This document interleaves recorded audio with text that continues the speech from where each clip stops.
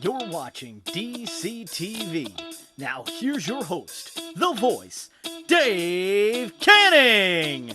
It's you, it's me, it's DCTV. It's you, it's me, it's DCTV. Let's start the show. That is right, ladies and gentlemen. It is you, it is me, it is TNR&D, and welcome to episode 82 of the Wrestling Nerd broadcast, where once again I must remind you that I am Mr. Wrestling Nerd Broadcast in the bank, and once again, Dylan Shivers is nowhere to be found. But you know where you can find yourself? You can find yourself in our Patreon. If you join our Patreon, go to patreon.com/WNRDB, and I'm telling you this right now. It is back to school season in full effect, and it is back to the Patreon grind, which is where you need to be, because come September, we are revamping our Patreon. It is going to be bigger, better than ever, because we are readjusting the tier system. We are going from 3 tiers to 2. No, we're not eliminating a nerd, just a tier, and we are going to save you money in the process. So basically, it's going to work like this. And these are working titles, so they might change, but so basically, it's going to be 2 tiers. There's going to be the nerd tier, where you yourself can be a nerd for $1, and that gets you our undying thanks, and it will get your name in the credits as well. Then you can join the broadcast tier for $5 a month, and that will not only get you our undying thanks, it will get you your name in the credits, but it will also get you access to the Facebook chat and one mystery nerd gift a month. Now, that gift could range anywhere from an 8x10, maybe by the cast. It could be a pin.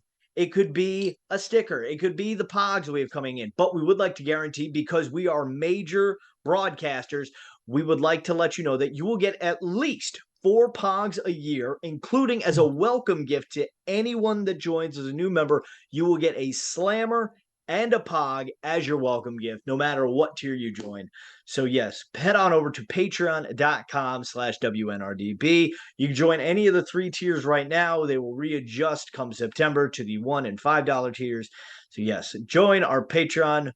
It's great. Ryan, you'll keep in thought. Yeah, question. So am I going to have to send you and give you my old pogs from when I was a kid? That's what we're giving the people? No, we are making brand new pogs. Brand new pogs, baby. Brand new pogs. Oh my goodness. Let me find this photo for you that I screenshotted. I haven't even seen it. You haven't seen it? I don't think so. Did I not send you the email? No. Oh, because Ryan has access to the email. I saw it today, actually. Sorry. Oh. I also have breaking nerd news after this. Let's see a little. Yes. Wrestling Nerd Broadcast Pogs. They are on their way, ladies and gentlemen. Whoa, is the light adjust back on my thing? But yes, the Pogs are on their way to the Great Empire State. And Tom, you have breaking news. Breaking news. Breaking news, dude. What episode is this? This is episode 82. After 80, it took 82 episodes, and it finally happened. We all have each other's phone numbers. Yes, we do, folks. We do, because our dog, Ryan, went missing. And yeah, it was very, very weird. It was so stressful. It really was. Ryan, literally, we're in our little Facebook chat, and all of a sudden, Ryan tells us he has car trouble, and then we don't hear from him. And then his profile gets deactivated. And we're just like, maybe it's time, guys. Maybe it's time. So yes. The Patreon group is like, how the hell do you guys not have each other's phone numbers? On Monday at 11 o'clock. I just want everyone to see that this actually happened. Don't worry, nobody's number is displayed. But yes, I just sent out on Monday at 11 o'clock the broadcast logo. Hey, Ryan, you okay? And I put hashtag, hey, Ryan, are you in Facebook jail? But, yeah, way to go, Ryan. Way to scare us all. How did you... Yeah, good detective work. I didn't realize how you assembled the numbers, but I knew the logo. I'm like, I can trust the sender. Well, so first of all, what we're going to do is I was literally in the process of writing a message to Gregory Iron, friend of the show, Gregory Iron, who, by the way, his family's going through some stuff right now. So we can check out the GoFundMe page that Greg has for, I believe it's his father, Ryan. Right. Yep. So yes, we'll link that in the comment section below, so you can check that out as well.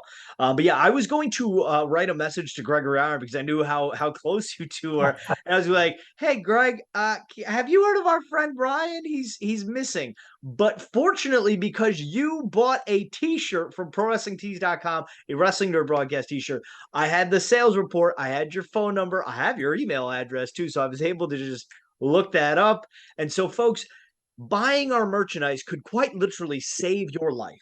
So go to ProWrestlingTees.com today / the Wrestling Nerd Broadcast. That's nerd spelled NRD.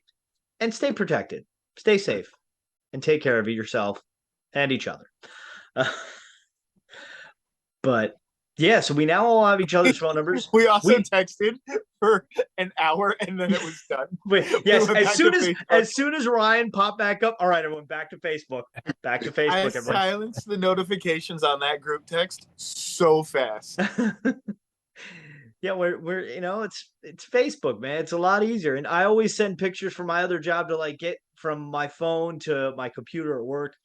It's just a lot easier to just send a picture. So you'll throughout our group chat all day, you'll like get random pictures like windows and doors and other stuff I'm working on for my company. And it's like, don't mind me. So We all mind. I'm sorry. We mind. I'm sorry. Hopefully you'll begin your day with a beautiful view. But yes. Something else that was beautiful this past weekend, SummerSlam took place at Nissan Stadium in Nashville, Tennessee. And literally, I was DJing Kathleen's 20-year high school reunion. And I'm getting all these texts from our patrons and friends, and just like, "Are you watching?" I'm like, "No, I'm out." So I had to match up the timeline of the text messages to SummerSlam. And Tom, she's back. She's back. I completely forgot SummerSlam was this weekend. Yeah. And I had a wonderful day with my wife. We went to like a craft fair. We went to an art show at a friend of mine's farm. We got some pizza and beer. And then we're just having a great time. And we're like heading home and we're doing some errands.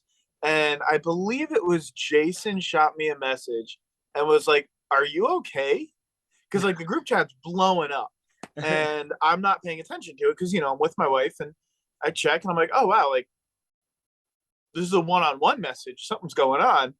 And I'm like, yeah, what's up? And he's like, "Are you watching SummerSlam?" I go, "No." And he goes, "Do you want spoilers?" And I'm like, I'm assuming Bailey's back. So I watched it the next day and knowing exactly what happened, it was done so well. Mm-hmm. I was so stoked. I still had like goosebumps. For those of you who don't know, Bailey is my favorite wrestler. If you couldn't tell by the thunder sticks behind him. Yeah. I wish she was good Bailey and didn't cut her hair again. But she's very good at bad Bailey. And with Dakota Kai and they're calling what, Io Sky now? Io Sky, yeah. Which I kind of really like. I'm really excited to see where this little trio goes. Mm-hmm. And oh my God, Bailey's back. And then let's just keep going. They're saying rumors that Sasha Banks and Naomi have reached an agreement with returning. So like their 3-person stable of bad guys can turn into a 5-person stable of bad guys. Because there's no way Sasha and Naomi are coming back as good guys. There's no way.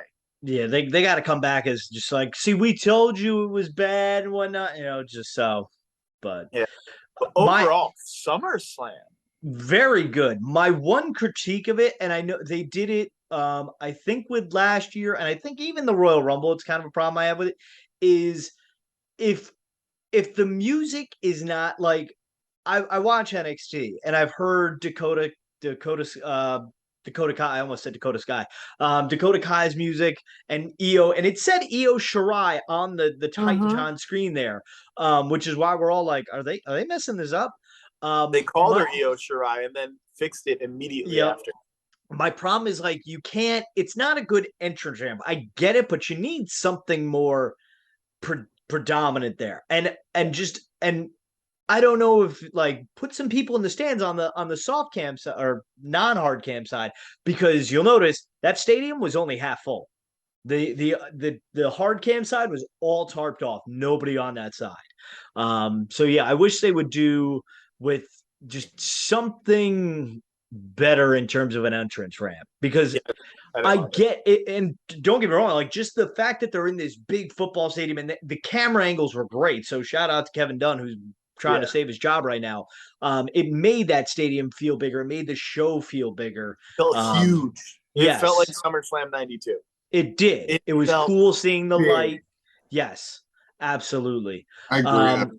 The entrance ramp, it was something weird about it. It's kind of like they did the same thing with the I don't know if it was last year's Royal Rumble that Edge came back in the stadium. Yeah, it's whenever it's been in a stadium, because like there's no straight, and baseball stadium I get, because that is a weird angle, because like to get to where the ring is, it's not a straight shot. Whereas a football stadium, you have the end zone. Like they clearly do it for Mania. I'm not saying you have to do as massive of a stage as you do for Mania, but just something in the middle that like they do more for Monday Night Raw than they do. Hell, they do more for SmackDown or NXT. That's just me. But the one thing that probably pissed a lot of people off at SummerSlam was the fact that Logan Paul is really good at wrestling, and it really irks me. Dude. Like, you can't knock the dude. As much of a bad guy as he may be in real life, see him in that forest, my man can straight up wrestle in the ring. Now, I don't know if that is to credit to the Mysterios at Mania or the Miz at SummerSlam, who just carried it, but like, the Miz didn't jump off the top turnbuckle onto the announce table. Yeah. He still had to hit that perfectly and looked great. And he hit it. He looks like a player. Just he can't be a face. It's not believable. We want to boo him. So Renee Paquette had Bryan Danielson on her podcast, and he was talking like apparently him and the Miz do not like each other. And he was just like, yeah, I don't like The Miz. He doesn't like me. But the only thing I can say about The Miz is he works so hard. Mm-hmm. And when you see a match like The Miz versus Logan Paul, where no one likes Logan Paul. Well, not no one, but like people don't typically like Logan Paul. And you could get the crowd cheering for Logan Paul. Like that is a credit to Miz at being an amazing character. Yep. I don't like The Miz. He's incredible. He's a Hall of Famer. Not a lot of people realize he's a WWE Hall of Famer. Absolutely. And company you know guy. What? Logan Paul is no. Logan Paul better not be a Hall of Famer. I wouldn't be surprised. They put Snoop Dogg and Kid Rock in. Well, Snoop Dogg deserves to be in whatever he wants to be in. You go Big Show. They've done a lot of these celebrity matches over the years. I mean, they even do a lot now. I mean, Bad Bunny, and I mean, you can go on and on and on and on. But I feel like it didn't seem like a celebrity match. It seemed like just regular wrestling match. It did. It just so happened that there was a celebrity in it. But and I'll say this, I mean, Logan Paul I was invested more in the Logan Paul match than I was the Bad Bunny match. And I guess it's just the build and whatnot. Yeah. You know, and The Miz was in both of those. So, but kudos to them for pulling that off. Yeah. The main event, it only took 7 years, but we finally had a quality Brock Roman match, which was fantastic. The highlight of the whole thing is before it even starts, and Brock is standing in the bed of the front loader or whatnot, and he throws the mic, and Roman with his hands at his side catches it like it's just some magic thing. Perfectly catches it on the handle, and just it's amazing. Kudos to Roman Reigns for the catch. Like that's sorry Titans fans, that's the best catch happening in that stadium this season. It's just how it is, and that's the truth. Because Julio Jones is a Tampa Bay Buccaneer. Woo! No one's winning the Titans. No one's the Titans. Absolutely. Absolutely. I watched that microphone throw, and then watched on Twitter 100 more times. Yep. I've been to a lot of concerts, and I've seen a lot of guitars get thrown across the stage. And Bruce Springsteen throws his guitar 40 feet, and his guitar tech catches it every time. I've never seen him drop it. Yeah. I have never seen him catch it and be ready to play. Roman Reigns caught that microphone out of left field and could have just and then he smirked or winked at Brock. And I'm like, with his left hand too, and I think Roman is right-handed. It's So done. it's just even It's more impressive. done. That was so like I hate that that's the highlight of Mania because that had nothing to do with anything. And I hate Roman Reigns. I wouldn't expect nothing less from our tribal chief. We do have to acknowledge that, but I think it is. I did point this out. Imagine paying hundreds of thousands, probably dollars, to sit front row just to have the ring lifted up and block you. Oh, Tell me though that wasn't. I mean, they drove every vehicle you can imagine. They destroyed the ring every way they can over the years and stuff. And tell me that wasn't like one of the best visuals of like. Oh, absolutely! It's a great visual. Like somebody driving something out and stuff. I mean, it was just so well. Well, I remember. I think rolling out. Well, I think it was was it the beer truck or no? Maybe it was the Zamboni. I think it was the Zamboni that Austin drove out because it bumped the ring and like pushed it over. And I was like, oh my god! I remember watching it as a kid. I was like, I thought Lesnar sent the ring into the freaking first couple rows at first. I was like, uh-oh. But yeah, no, that was a great match. My only disappointment of that was at the end when they piled all that stuff on. Why did they not lift Paul Heyman on there as well? Put an extra couple hundred pounds on there. You just have Paul Heyman covered Brock Lesnar to win the undisputed Universal title at SummerSlam. The ending was disappointing. I think it was just a weird ending. It was to an extent, because here's how I also don't understand. Like, obviously, if Theory cashed in his Money in the Bank briefcase in a last man standing match, does he then have to have both men not stand? Does he then just be able to get a pinfall? Is it no, like, that's why I was like, there's no way he's cashing in, because they haven't identified how, like, he's got to, you know what I mean? I know there's like a gray area, but doesn't it technically like start like a new match within the match? That's what I'm saying. Is it no longer a last man so standing then if match? he wins, does he have so if he cashes in on Roman in the middle of the match, does he then have to finish the last man standing match with Brock? I mean, when Seth cashed in and won at WrestleMania, they turned it into a triple threat match. So I guess it's just a case by case, whatever. Yeah, I mean, it was a basic singles match that just you add one more guy into it. There's never been a triple threat last writing, so we might be good. Yeah, there was never a triple threat last man standing match. So I'm like, but yes. Overall, I was really impressed with SummerSlam. It felt like a big show again. Yeah, it was exciting, and like I don't want to be the cop out of like, well, Vince is gone, everything's better, because Vince did, when we talked about it, did everything for wrestling, but like it just felt exciting to see. Different. Yeah, it felt different and exciting, and I'm curious to see what happens with Brock now. Yep.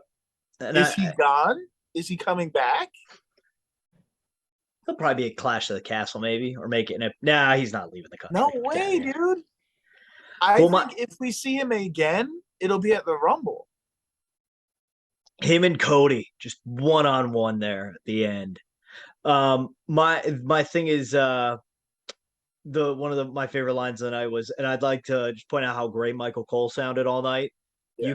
You can tell a difference, because to anybody that is not knowledgeable of how good Michael Cole is, go watch the original UK tournament where it was him and Nigel McGuinness calling the UK championship tournament. He is so good and crisp there, and at SummerSlam, Corey Graves yells at Michael Cole and goes, "I liked it better when you didn't have an opinion," and he goes, "Times are different now."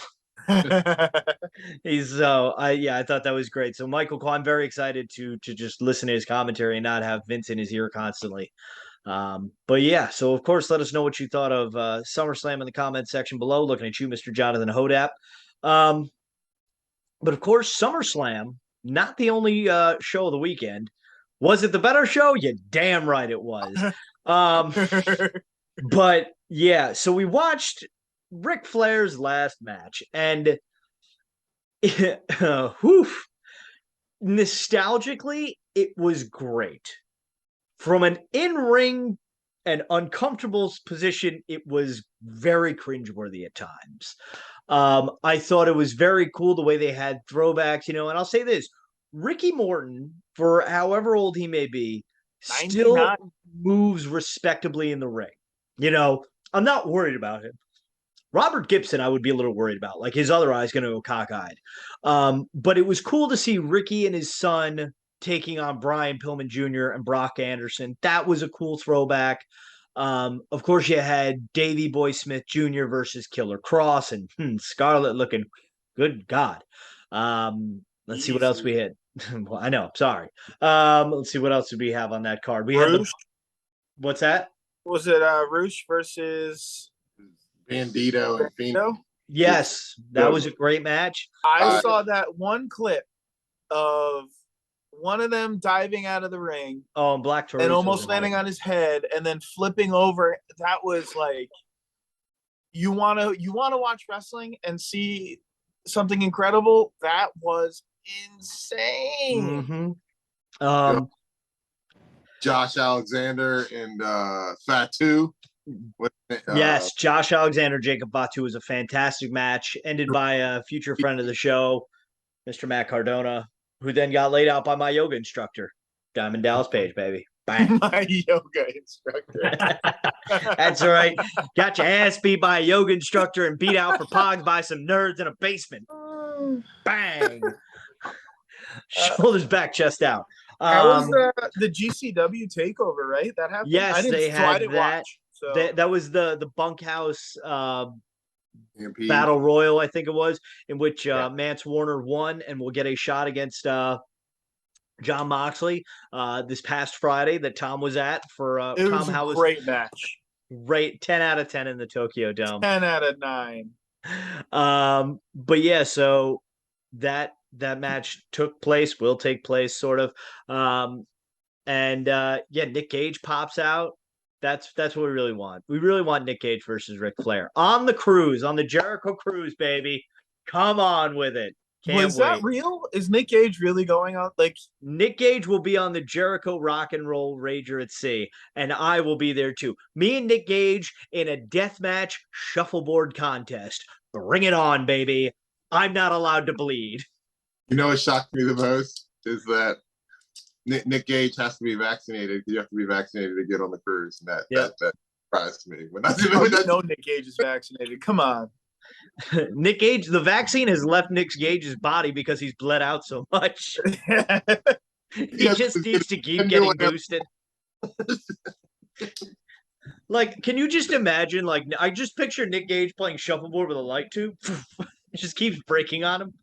But I also just imagine like me up at like 8 a.m. to go to the breakfast buffet, and there's just Nick Gage casually scooping some scrambled eggs, getting some French toast on there. What do you think Nick Gage eats for breakfast, everyone? I'm going to put cream for breakfast down right now. If you and Margaret do not get Nick Gage on this cruise to put an opening that says, "This is Nick Gage, and you're watching the Wrestling Nerd broadcast, and this is my motherfucking gang," it doesn't happen. You failed. You failed as a host. If that doesn't happen, I'm taking a month off of the show. Because it's NRD all freaking day. Where my freaking nerds at? Oh my God. I will be honest, because I think we talked about this months ago. Like, imagine if we had been able and obviously this was months ago because New Jack was still with us, but we're imagine if we got New Jack or Nick Gage on the show, and I was I would be very nervous and uncomfortable to interview either one of those men. No, yeah. Lindsay, I'm talking to you. You've got every connection in that world. You get us in touch with Nick Gage, please. Nick Gage is a Gerald the Puppet guy. Just saying. No way, dude. Absolutely. No way. He loves that fucking evil mustache. He's in a Cluck You Chicken commercial. He's a sweetheart. So you just think, oh, I forgot about it. You're not putting a bad guy in a local chicken commercial. Fuck you, chicken, I can. But yes, so of course, Nick Gage and I will be lost at sea. It's gonna be great. Can't wait. It's gonna be me, Margaret, Nick Gage, and if you're coming on the cruise, let me know. Are there tickets still available? Yes, sir. They are. Yes, sir. Come on out, Tom. Get your passport ready, big guy. But also, so. I think Ric Flair might be on the cruise, or he was last year. I'm not sure. But yeah, so Ric Flair teamed with his son-in-law Andrade El Idolo to take on Jeff Jarrett and and Jay Lethal.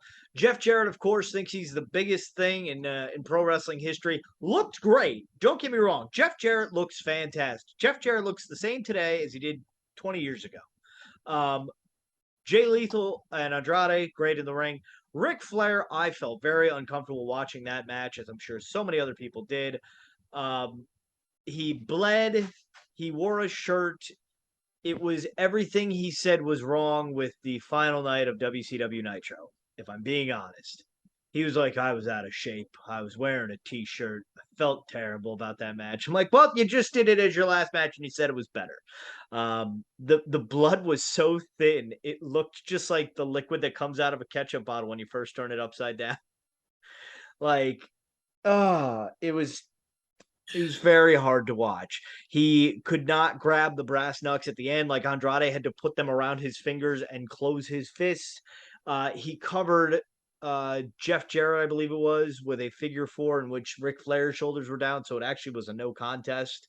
And then they shot off tons of confetti, and Ric Flair looked like he had been tarred and feathered. You're a ref expert now. I know you have like the certificate, but the certificate is over there. Do you need me to grab that and show it off to you? Just saying. But yeah, I don't know if anybody else wants to touch on that. Ric Flair. I have a question about down that profile. Why? Like, what was it a money grab? Was it like, did he just feel like he had something to prove? Like, I don't know why this happened. I think it's a combination of money grab.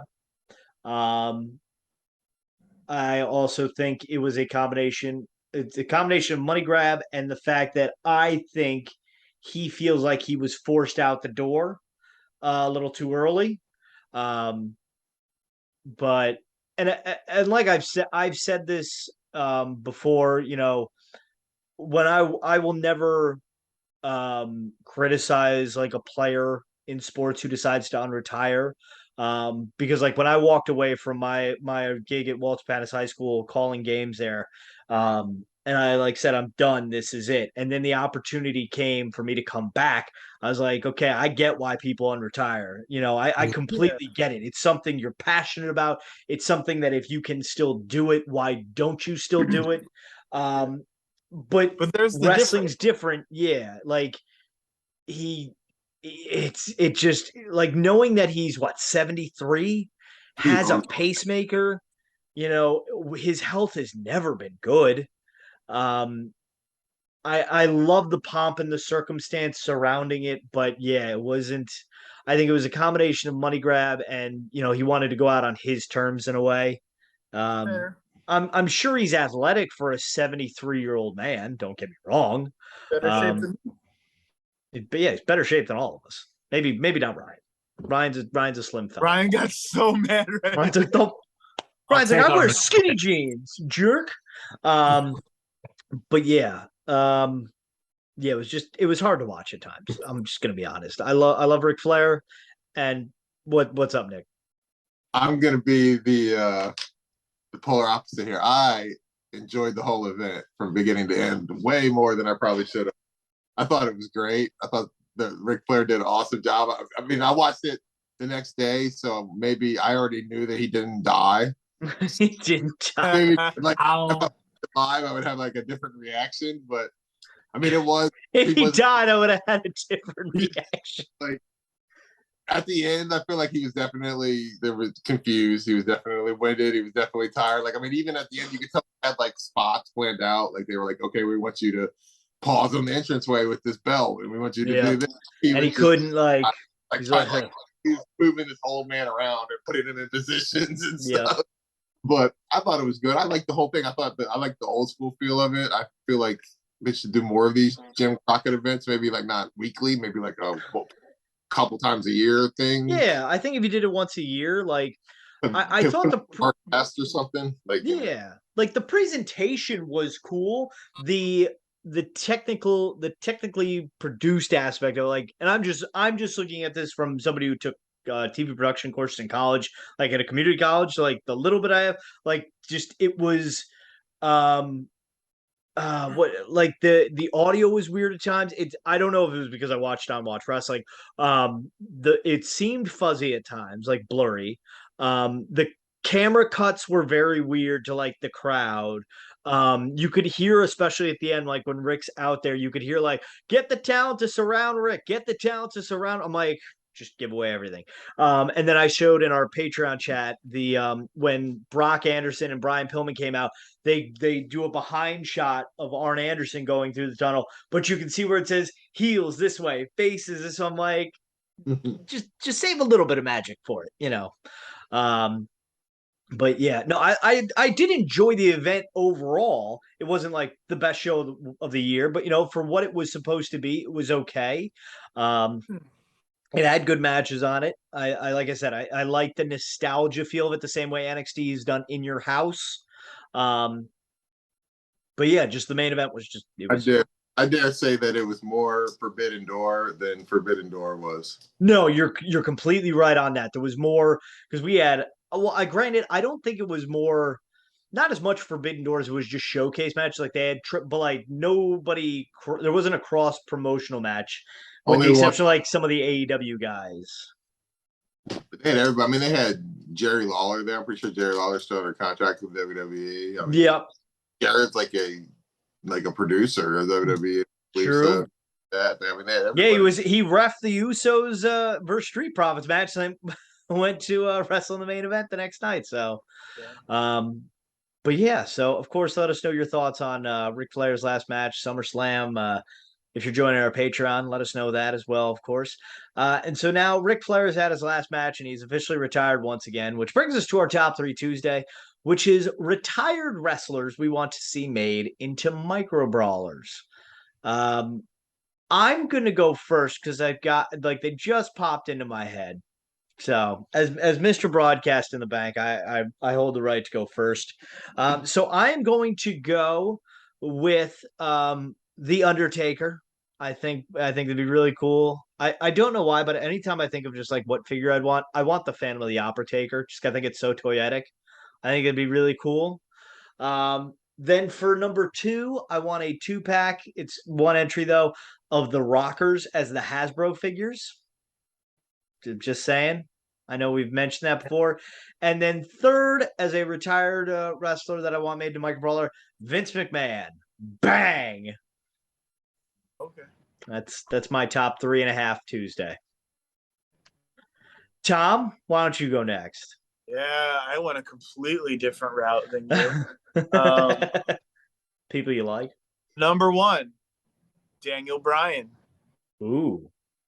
Like bearded Daniel Bryan or like earth-loving Daniel Bryan because he retired. That's true. Number 2, and I think I'm speaking prematurely, but it seems like it's going this way. Big E. No. I don't think Big E will ever step in a ring again. I thought they said his thing was going fine though. Yeah, Like but I don't think. I think they're also saying he might not be able to wrestle again. Oh no! I don't know. Like he might have just said he's okay with whatever outcome. So I'm taking it. I'm taking it as he's retiring. Number 3, I don't know which one retired, so I'm gonna do another 2-pack, just like Dave. Probably an unpopular opinion. I'm gonna say the Bella Twins. Ah, jeez. You know what? More female wrestlers. Their Funko Pops look so cool. I think a micro brawler of them would be great. No, they Fine. can't do women's faces. Do you want me to tell you who I was saying earlier? Do you want me to say it on the air of who retired? No. That's great picks, Tom. Great picks. Don't turn me into a bad guy. They don't know what happens when we don't record. Nick, what do you got for a top 3 retired people you want to see? Is Shane McMahon retired? Oh, jeez. Or is he just waiting for his opportunity to come back and take back what he rightfully is? Here comes the owner WCW. Oh my God. What the heck? Look at that. That's when did you get that? I bought it on Nick's birthday for Nick. Beautiful. I can't wait till he's going to be standing right here. Okay. Still want it? Went up in value in my heart. I knew it. Ryan, how you doing on that bag, by the way? Look, not too bad. Jeez Louise. He's counting down, folks. Let us know what episode you think he's going to finish it. But Nick, please go on. All right, I'm gonna go for my first brawler. I'm gonna go Mark Henry in the salmon colored retirement jacket. Ooh, solid pick. Yes. I'm good. I'm gonna go. I think he's done now after WrestleMania, so we'll go Stone Cold Steve Austin. I think that'd be a Okay. good. Yeah. Solid pick. And my last brawl. Let me think here. Who's retired? I was gonna go Ric Flair, but we have plenty of Ric Flairs already. Woo! I don't think we do. Get an actual retired Ric Flair. Yeah. I'm gonna go. Let's go with, since we're talking about female brawlers before, let's go with a Paige. She was recently left the company. Oh yeah. Okay. I don't know. I like it. I like it. So yes, and then that leaves Ryan. Oh. Okay. I've been working on my list during the episode. Retired wrestlers. I'm gonna go Bailey, Gentleman, Jervis, and I'm kidding. Sorry, Tom. Don't Jervis might be done. Really? That'd be sad. He posts. He's the guy Kevin, the man behind the mask, has been posting like Jervis has gone away, and maybe he'll come back. But yeah, he might be done. I hope it's like you said, some character development instead. Yeah, hopefully. I think it. Yeah. Just kidding. That's just to get a reaction out of you. I want Ahmed Johnson with all the elbow knee pads. I love Ahmed Johnson. Oh, Gotta get him sweet tea. I loved that figure. That was awesome. The Which Ahmed one? Johnson. I don't know. Oh, the Red- Jack. Yeah, Yeah. that was a good figure. Is Johnny Gargano retired? I guess he's not retired, right? He's hiatus. Semi-retired? Wasn't he Yeah. on the voice form? I thought I read that. He's coming back. He's Yeah, probably he's coming back. He won't count. Texted me. That's more of a joke. Scott Norton. I don't know why. It's something about Scott Norton. Always been a fan. I've been a fan of Scott Norton. Yeah, best NWO member ever. And then I'll say Road Dogg Jesse James to go with Billy Gunn. That'd be cool. Just like Jesse James. I hope they but- never do a Jesse James because I'm never going to get the Billy Gunn. And I want that Billy Gunn so Oh, sure. bad. Well, they got to do a remake like they did with Chris Hero. Just change the tights. Make it a lime green. Or in the crate coming soon, Tom. And you can just stick them up there in the back. Well, there you go. So, yes, let us know your top 3 Tuesday in the comment section below of people, of wrestlers you want to see retired. And we've mentioned a lot of old wrestlers today. We also need to mention Old Wrestling is back and better than ever on Sunday, August 28th, in which they present the extravaganza, in which we are once again one of the proud sponsors of the event. It is the return of the Riveter to Old Wrestling. And of course, you can see the Old Wrestling champion, Matt Cross. And of course, in the first match announced, it will be the Badge versus the Mask. It will be Dick J. Lahart versus Buster Buckaroo. Never seen Buster or Greg in the same room at the same time, just saying. But so we look forward to helping present that show once again. Old Wrestling, it will be again Sunday, August 28th. Doors at 2:30. The bell time is 3 at the Huronco Fairgrounds, 940 Fair Road in Norwalk, Ohio. So hopefully Ed and the kid can go check out some wrestling in Ohio. So I wanna yes, go. Is check out some wrestling. that where they're from? I believe they're from Ohio. Pretty sure. Cool. Ed and the kid, Colstack.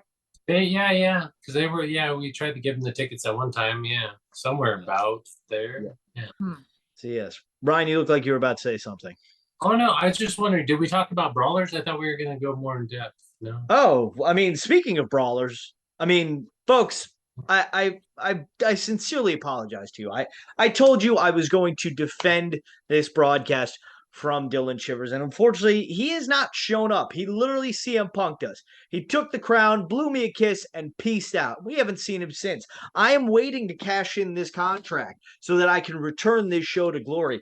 And so I have made my threat, Ryan, okay? Because I've told you I'm going to keep opening brawlers until we get Dylan Shivers on this show. So you see this? We got Blue Robe Ric Flair. And while I open this, I will tell people where you get your micro brawlers, Pro Wrestling Tees. You can go to ProWrestlingTees.com and get our merchandise, ProWrestlingTees.com/The Wrestling Nerd Broadcast. Woo! Spelled Tom Harold Enterprises. Do you want to buy? Do you want to get early access to our episodes and watch me open these micro brawlers even earlier? You can go to Patreon.com/WNRDB, where we've got new tier rewards coming in September. Right? September. Exactly. Where you're gonna get prizes, you're gonna get surprises, and all sorts of great stuff.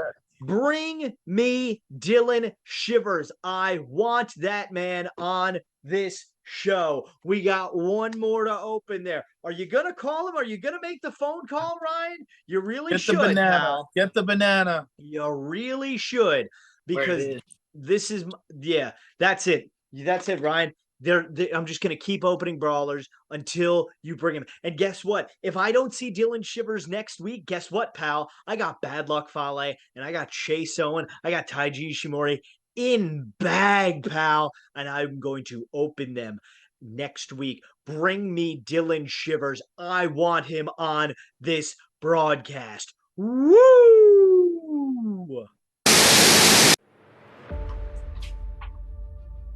Dave, it's me, the king of the broadcast. Now, Dave, behave. No, you know what?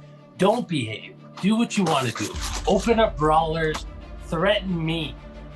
Do whatever you want. You're putting me against George. George isn't a bad alien, whatever he is.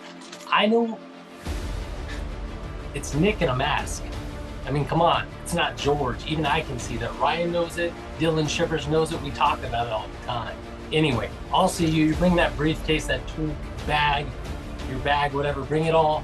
I'll see you next week on the pod, on the broad, whatever. See ya.